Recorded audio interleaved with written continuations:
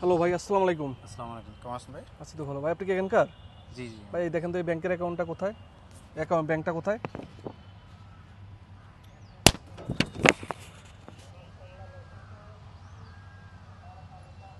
Mobile কার? তো আমার একটু দেখি মোবাইলটা। নেন। আর কি আছে সাথে দেখি? মোবাইল আরেকটা আছে, নেবেন? দেখি। দেখি আইফোন। যাক ভালো, তো আইফোন ইউজ করেন। মানি ব্যাগটা দেখি আপনার। ঘড়িটা দেখি।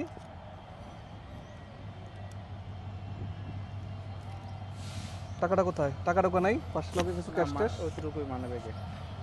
আপনার বাসা কোথায়? বাসা যাওয়া যাবে? বাসার সামনে। চলেন আমার সাথে।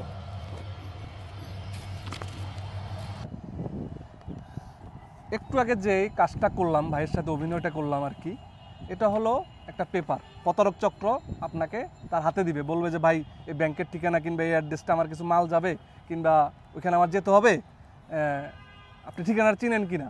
কিন্তু পেপারে মিশানো থাকবে স্কোপোলামিন নামের এক ধরনের রাসায়নিক দ্রব্য, যেটার কারণে আপনি বেহুশ কিংবা অজ্ঞান অসচেতন হয়ে আপনার তার কথা মতন চলবেন আর কি।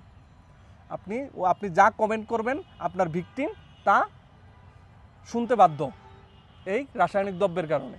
আপনি তার কাছে মোবাইল চাইছেন, মোবাইল দিবে, ঘড়ি দিবে, সব কিছুই দিবে, মানে আপনি তাকে বশ করে ফেলছেন এক প্রকার।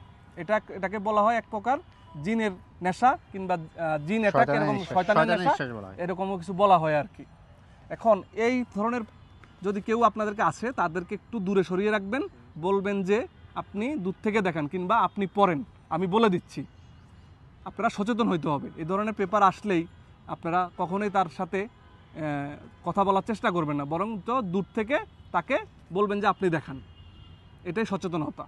এই ধরনের নেশা দিয়ে আপনাকে বশ করে আপনার সর্বস্ব লুটে নিবে। সবাই সাবধানে থাকবেন। আল্লাহ হাফেজ, ভালো থাকবেন।